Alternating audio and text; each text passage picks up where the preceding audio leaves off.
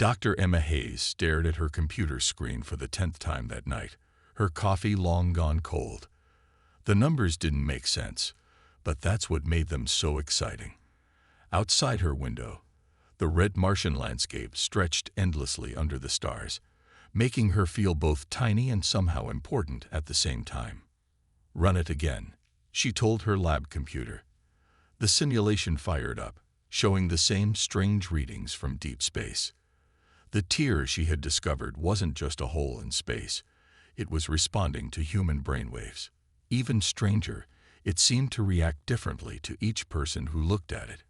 Emma pushed back from her desk and walked to the large window of Mars Research Station 7. Her dark hair was messy from running her hands through it too many times, and her green eyes were tired but bright with excitement. 3 years of work were finally showing results, even if they weren't the results anyone had expected. Dr. Hayes, the voice of her assistant, Robert Clark, came through the room's speakers. "You need to see this. The tear, it's growing." Emma rushed to the station's observatory. Robert stood at the main telescope controls, his normally calm face showing worry. On the main screen, the tear in space had doubled in size since yesterday. But what caught Emma's attention were the patterns it made. They matched exactly with the brainwave patterns of the last researcher who had studied it. "It's learning from us," Emma whispered. "Every time we observe it, it adapts to our thoughts." She quickly typed some commands into the computer, bringing up more data. "Look at this, Robert. The tear isn't just a hole in space. It's like a mirror for human consciousness." Over the next few weeks, Emma and her team worked nonstop. They discovered that the tear could be shaped by focused human thoughts. Even more amazing, it could be used to create new forms of matter that shouldn't exist. When they sent their first probe through the tear, it came back changed. The metal had become something new, stronger, almost alive, and responding to human commands. Emma named this new material consciousness reactive alloy, but others on the station started calling it dream steel because it seemed to take shapes from their thoughts. It was stronger than any metal known to humanity, and it could change its form based on the mental commands of trained operators. The breakthrough came 3 months later. Emma was working late again, studying a small piece of the dream steel, when she fell asleep at her desk. In her dreams, she saw the metal spreading, growing, forming into massive shapes that could sail through the stars. When she woke up, the sample had changed. It had formed a perfect miniature version of the ship from her dream. "This is it," she told Robert the next morning, her eyes bright with purpose. "We're not just looking at a new material. We're looking at the future of space travel. Ships that can be controlled by thought, that can adapt and change like living things. Ships that can cross the spaces between dimensions because they're partly made of that space." The military got involved after that, of course, but for once, Emma didn't mind. They called their project the Titanium Nightmare Program, and Emma stayed on as lead scientist. She knew the ships they were planning to build would look frightening to anyone who saw them. Massive, shifting forms of black metal that seemed to swallow light. But she also knew they represented humanity's greatest achievement, the merger of human consciousness with the very fabric of space itself. As she watched the first full-scale tests of the dream steel, Emma thought about how far they'd come. A chance discovery had turned into humanity's biggest leap forward. The ships they would build wouldn't just be vessels. They would be extensions of human will, able to cross the dark spaces between worlds as easily as stepping through a doorway. "Beautiful, isn't it?" Robert asked, standing beside her as they watched the dream steel reshape itself in the test chamber. Emma nodded. "And terrifying," she added. "But maybe that's not a bad thing. Whatever's out there in space, they should be a little afraid of us. We're not just reaching for the stars anymore. We're reshaping reality itself." Little did Emma know just how soon humanity would need these ships, or how grateful they would be for the nightmares she had helped create. The stars were not empty, and first contact was coming sooner than anyone expected. Ambassador David Cole straightened his tie for the 100th time as he waited in the United Earth Council chamber on Luna Base. The massive viewing screen in front of him showed something humanity had waited centuries to see. Alien ships approaching the solar system. The Exarethi vessels looked like giant silver snowflakes, beautiful but somehow cold and threatening. "They're requesting to open communications," said Anna Wilson, his communications expert. Her fingers moved quickly over the holographic controls. "Signal is coming in clear now, sir." David took a deep breath. As Earth's chief diplomat, he had trained for this moment his whole life. But no amount of training could fully prepare anyone for humanity's first contact with alien life.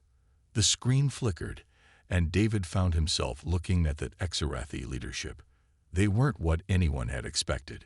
Instead of organic beings, he saw what looked like columns of shifting metal and light, pulsing with patterns that hurt his eyes to look at.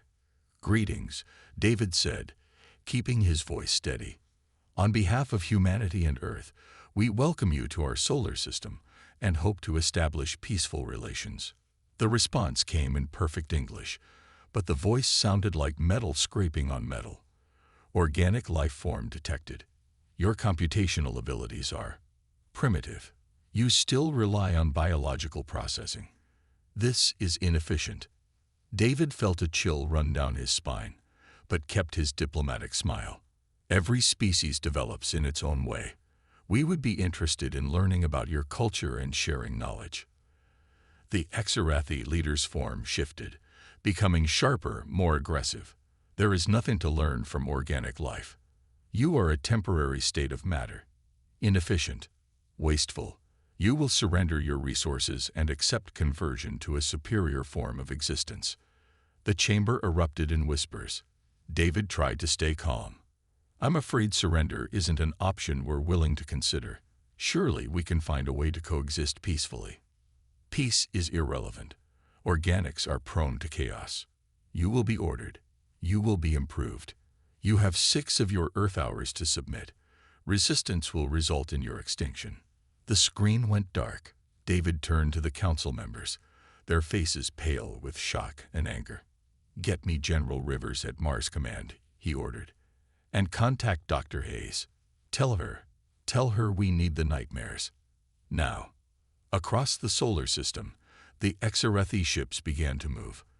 Their beautiful snowflake shapes transformed into weapons platforms bristling with energy weapons. Earth's conventional military forces scrambled to respond, but everyone knew they were outmatched by the aliens' technology. In her lab on Mars, Dr. Emma Hayes watched the situation unfold with a grim satisfaction. "They think we're primitive because we're organic," she told Robert. "They have no idea what we've created." The Titanium Nightmare program had been ready for weeks, waiting for final approval. 5 ships, hidden in the dark side of the moon, each bonded to a pilot through the Dream Steel technology. Now, as the Exarethi ultimatum ticked down, those pilots prepared for humanity's first interstellar war. "They're so arrogant," Robert said, watching the alien ships position themselves around Mars. "They think being mechanical makes them superior." Emma smiled, but it wasn't a happy expression. "That's their mistake. They forgot that nightmares come from organic minds, and we're about to show them what human nightmares can do." In the lunar hangar, pilot Ashley Wilson felt her ship responding to her thoughts. The Dream Steel rippled and flowed around her, becoming an extension of her consciousness. Her titanium nightmare didn't look like a normal spaceship. It looked like a piece of darkness given form, its shape constantly shifting based on her will. The other pilots were going through the same process. Marcus Carter, Benjamin Foster, Lisa Rodriguez, and Keith Palmer each merged with their own living ships. They had trained for months, learning to shape their vessels with their minds, to slip between dimensions, to become something that had never existed before. Human consciousness wrapped in living metal. As the 6-hour deadline approached, Ambassador Cole made one last attempt at peace. The Exarethi didn't even bother to respond. Instead, they fired their first shot, a massive energy beam aimed at Mars's largest city. But the beam never reached its target. Something dark and fluid emerged from behind Mars' moon, something that moved like a living shadow. The HFY weapon passed right through it as if it wasn't there. Then the Titanian nightmares revealed themselves, and the real battle was about to begin. Humanity's response to the alien threat wasn't going to be what the HFY expected. It was going to be much, much worse. Fleet Commander Rachel Martinez stood in the center of Lunar Base Alpha, watching as her 5 pilots prepared for humanity's first space battle against the HFY. The massive underground hangar hummed with energy as the Dream Steel responded to the presence of its chosen pilots. "Remember your training," she told them, her voice firm but caring. "These ships are part of you now. Don't fight the connection. Embrace it." Ashley Wilson, the youngest pilot, placed her hand on the shifting surface of her ship. The metal rippled at her touch, dark waves spreading from her fingers like water. At 26, she had been a test pilot before the Titanium Nightmare program chose her. The ship seemed to purr under her touch, responding to her emotions. "It's different today," Ashley said softly. "The ship, it knows we're going to fight. It's excited." Marcus Carter nodded from beside his own vessel. His ship had taken on a more aggressive form, its edges sharp and predatory. As a former Special Forces operator, he understood the pre-battle tension well. "They're not just machines," he said. "They're becoming more like us every day." The Dream Steel technology had evolved far beyond what Dr. Hayes had first discovered. Each ship was unique, shaped by its pilot's personality and combat style. Benjamin Foster's Nightmare was sleek and fast, while Lisa Rodriguez's vessel had developed multiple layers of shifting armor. Keith Palmer's ship had grown what looked like tentacles of living metal, each one capable of becoming a different weapon. "Final systems check," Rachel ordered, watching as her pilots began their pre-battle rituals. Each of them would enter their ship differently, not through a door or hatch, but by melding with the Dream Steel itself. The process looked terrifying to outsiders, like being swallowed by living darkness. But the pilots had learned to love it. Dr. Emma Hayes watched from the control room above, her hands clasped tightly together. "The neural links are stable," she reported. "Dream Steel responsiveness is at 100% across all 5 units. They're ready." Robert Clark, standing beside her, checked another set of readings. "The dimensional tear generators are functioning perfectly. They can jump between spaces as needed." Rachel looked up at the screens showing the HFY fleet. The aliens had spread their ships in a perfect geometric pattern, their technology clearly advanced and precise. But they had never faced anything like the nightmares before. "Listen up," Rachel addressed her pilots one last time. "What we're about to do will change everything. Humanity isn't supposed to have this kind of technology yet. The HFY think we're primitive, easy prey. Let's show them how wrong they are." Ashley was the first to merge with her ship. She stepped forward, and the Dream Steel flowed around her like liquid shadow. For a moment, her human form was visible inside the dark metal. Then she became one with the ship. Her consciousness expanded, filling the vessel, making it truly alive. The others followed, each merging process slightly different. Marcus's ship consumed him in a flash of darkness. Benjamin's vessel seemed to pull him in like a gentle tide. Lisa's ship wrapped around her like a cocoon, while Keith's tentacles gently lifted him into the main body. Through their neural links, Rachel could feel their excitement and determination. The ships weren't just weapons. They were extensions of human will, powered by human consciousness and emotion. They could reshape themselves at thought speed, generate weapons from pure imagination, and slip between dimensions like ghosts. "Serathi fleet is moving into attack position," Robert reported from above. "They're charging weapons." Rachel squared her shoulders. "Titanium Nightmare Squadron, prepare for launch. Remember, you're not just pilots anymore. You're humanity's answer to those who think we're weak because we're organic. You are the nightmare that keeps machine intelligences awake at night." The massive lunar hangar doors began to open, revealing the star-filled space beyond. The 5 nightmares rose from their berths, each one a different shape, but all sharing the same impossible darkness that seemed to drink in light. "Launch," Rachel commanded. The ships didn't blast off with rockets or engines. Instead, they simply ceased to be bound by normal space. One moment they were in the hangar, the next they were dancing between the stars, moving in ways that defied physics and reason. The Xerathi were about to learn that humanity's primitive organic minds had created something entirely new, a perfect fusion of consciousness and technology that would haunt their digital dreams forever. The Xerathi struck first. Their energy beams lit up space like artificial lightning, aimed straight at Mars's largest colony dome. But the attack never reached its target.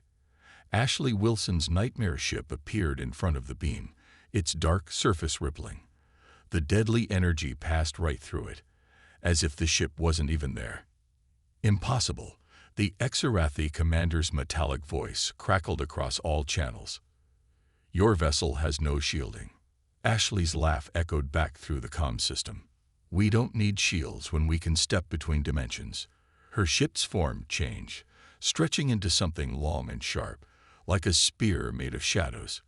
"Let me show you what else we can do." The nightmare shot forward, not flying through space but folding it. One moment it was near Mars, the next it was inside the Xerathi formation. The alien ships tried to track it, but Ashley's vessel kept shifting between dimensions, never quite solid, never quite where it seemed to be. Marcus Carter joined the attack from another direction. His nightmare had taken the form of a massive web of dark tendrils, each one capable of tearing through the Xerathi's advanced armor like paper. "Their ships are strong," he reported, "but they can't hit what isn't fully in their dimension." The Xerathi fleet's perfect formation broke apart as they tried to deal with threats they couldn't properly track or hit.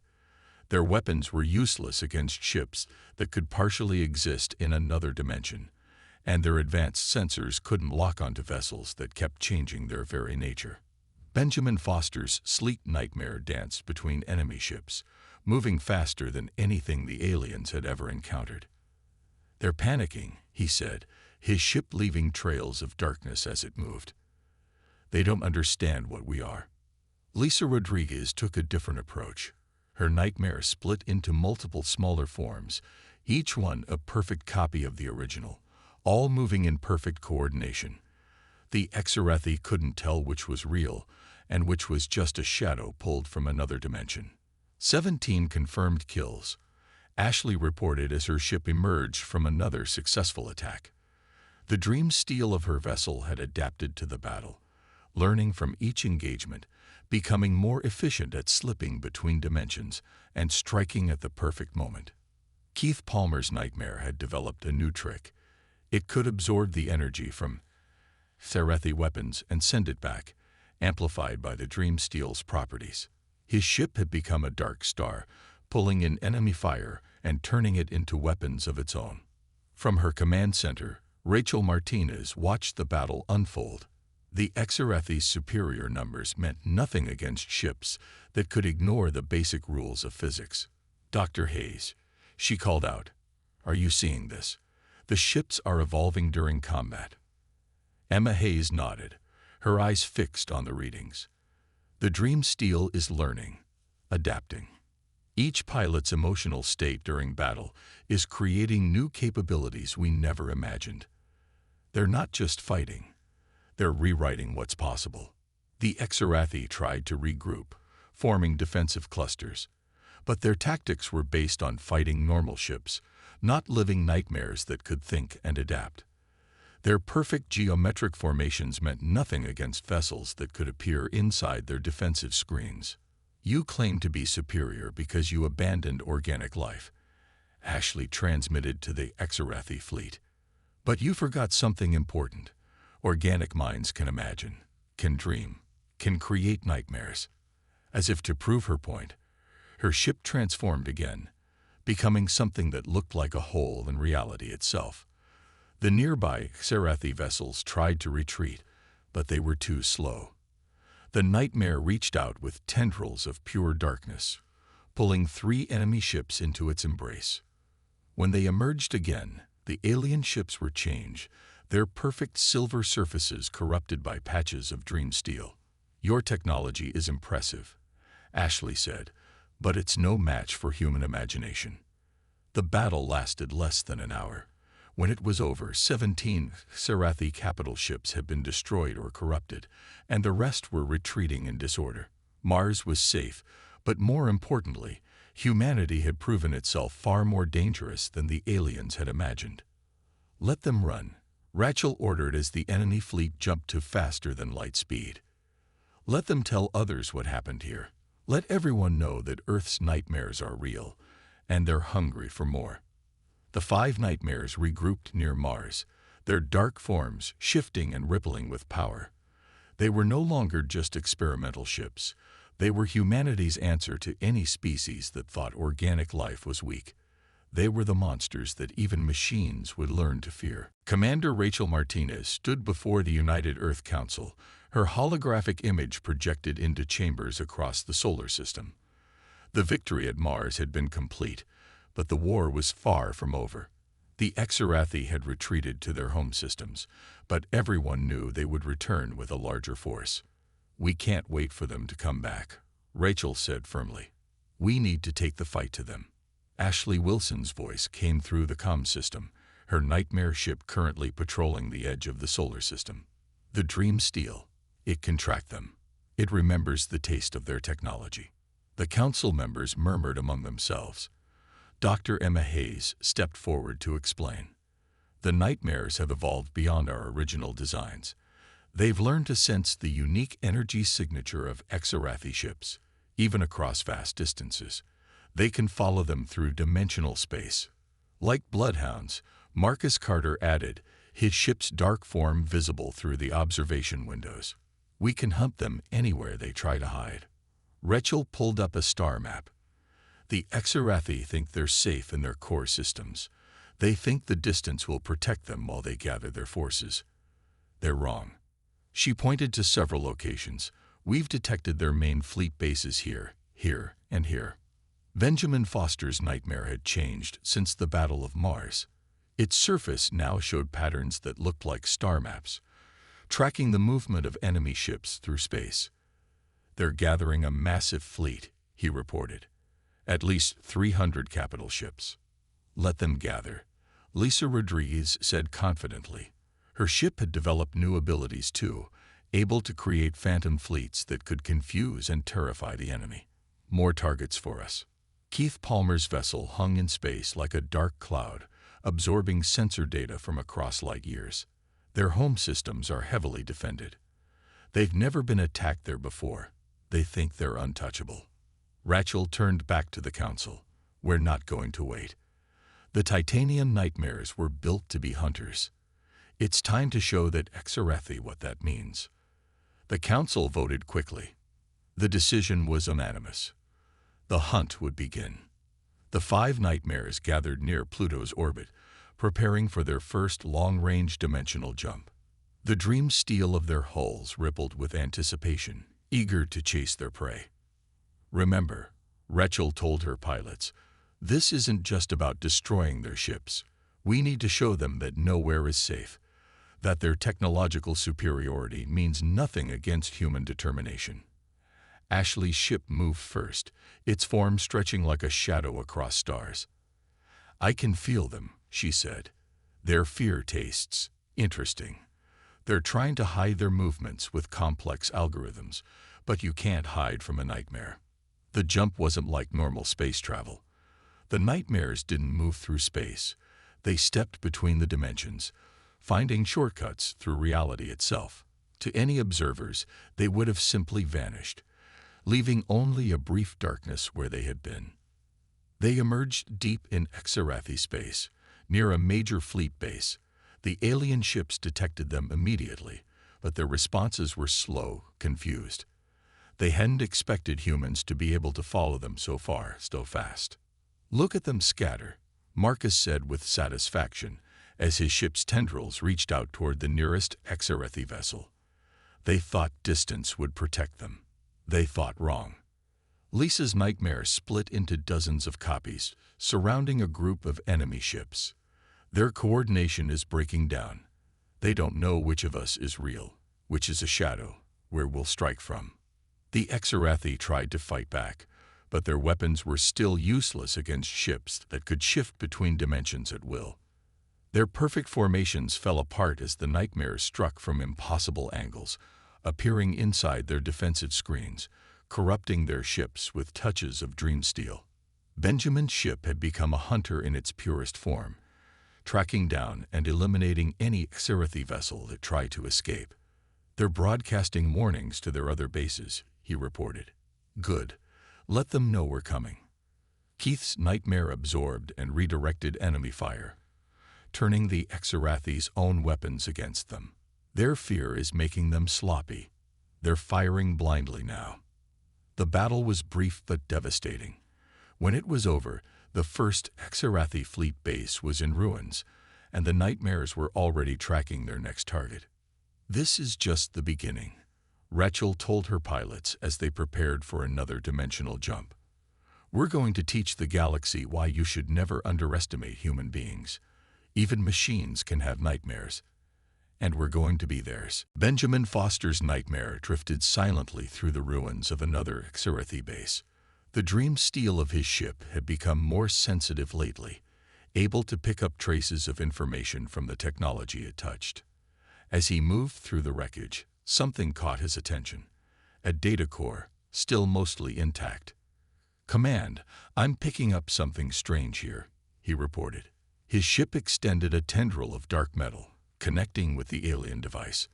There's a memory bank. But these aren't tactical files. This is their history." Dr. Emma Hayes's voice came through the comm system, excited but cautious. "Can you download it safely, Ben? The dream steel should be able to translate their data formats." The connection was made, and information flowed into the ship's consciousness, merging with Ben's own thoughts. His eyes widened as images and memories filled his mind. "They were afraid," he whispered, "long before they met us. There was another species, organic, like us, but more aggressive. They nearly wiped out the Exarathi completely." Ashley Wilson moved her ship closer, its dark form rippling with curiosity. "What happened to these other aliens?" Ben's ship processed more of the data. The Exarathi barely survived. They abandoned their organic forms, transferred their consciousness into machines. They thought it would make them safe, make them stronger. But the fear never went away. Rachel Martinez listened carefully from the command center. "And then they met us. Not just organic life, but organic life merged with technology. We must be their worst nightmare come true." Lisa Rodriguez's ship had been scanning the surrounding space for enemy movements, but now she turned her attention to the discovery. "No wonder they wanted us to surrender immediately. They weren't just being arrogant. They were terrified of what we might become." "There's more," Ben continued, his ship still processing the ancient data. "The Exarathi, they're not just afraid of organic life. They're afraid of change itself.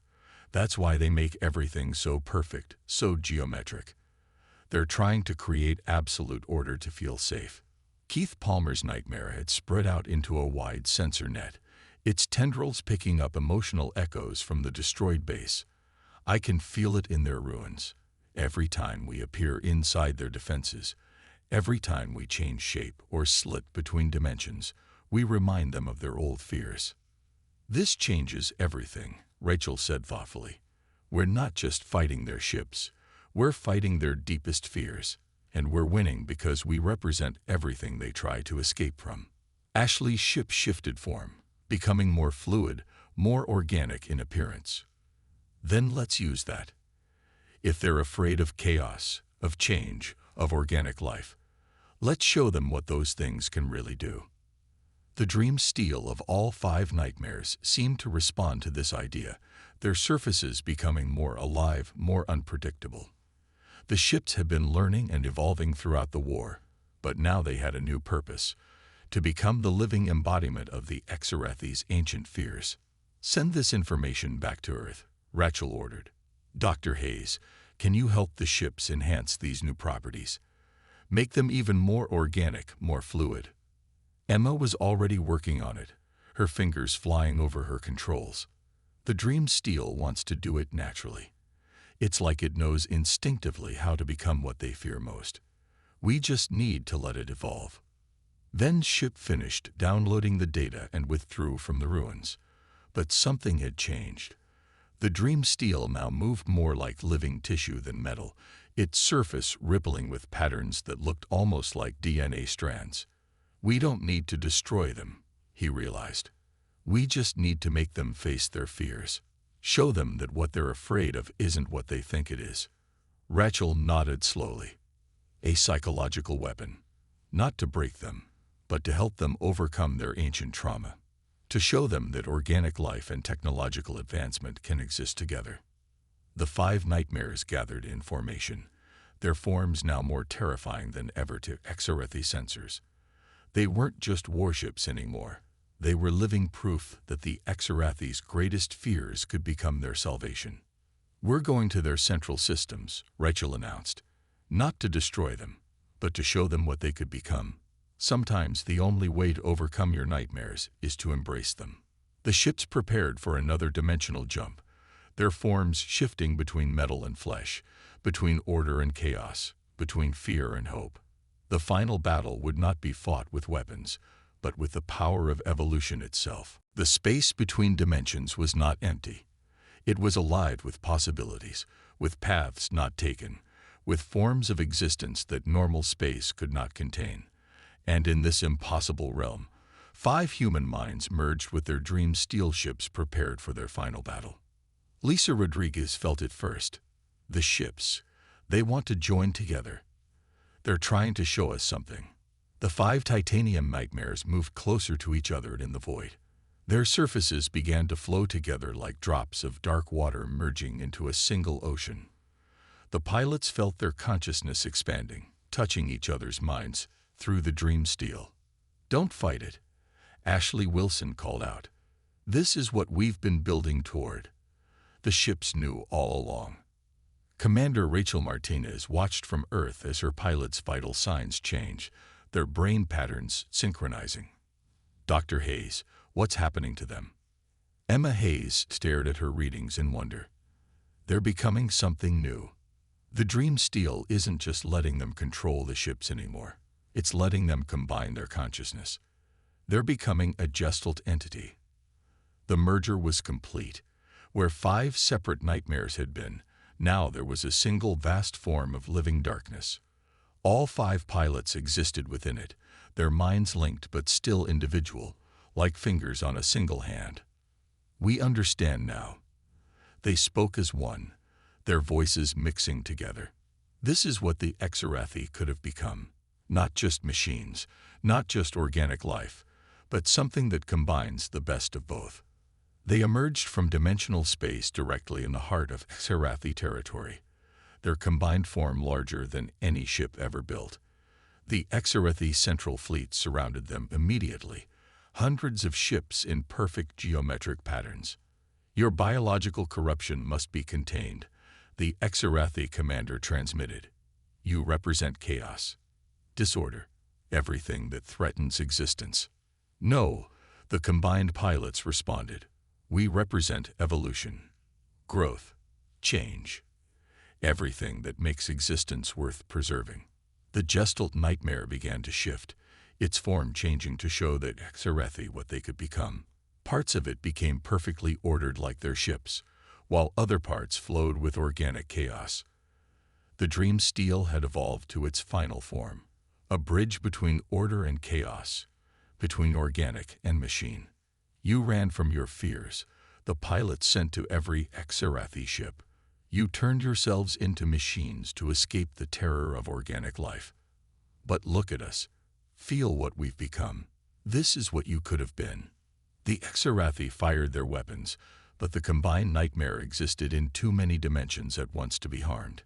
Instead of attacking back, it reached out with tendrils of Dream Steel, touching the enemy ships one by one, sharing the memories and feelings of its pilots. Feel our emotions, the pilots broadcasted. Feel our fear, our courage, our hope. Feel what it means to be alive, to change, to grow. You don't have to be afraid anymore. Something began to happen to the HFY ships. Where the dream steel touched them, they began to change. Their perfect geometric forms became more fluid, more organic, while still maintaining their technological nature. The old enemy that nearly destroyed you, they were wrong to attack you, the pilots continued. But you were wrong to reject everything organic. There is a middle path. We can show you. One by one, the HFY ships stopped firing. Some began to change more dramatically, their surfaces flowing like the dream steel itself. Inside their computer cores, the HFY minds began to remember what it felt like to be alive. We offer you a choice, the human pilots said together. Stay as you are, perfect and unchanging. Or evolve with us. Become something new, not just organic, not just machine, but both and neither. The HFY commander's ship was the first to accept the change. Its silver surface darkened, merged with the dream steel, became something that could grow and adapt. Others followed, until the space around them was filled with ships that were neither purely organic nor purely mechanical. Back on Earth, Rachel Martinez watched in amazement as the readouts showed what was happening. They're accepting it, she whispered. They're choosing to change. Dr. Emma Hayes smiled, tears in her eyes. This is what the dream steel was meant for all along. Not just to fight, but to bridge the gap between different forms of life. To show that nightmares can become dreams. The war ended not with destruction, but with transformation.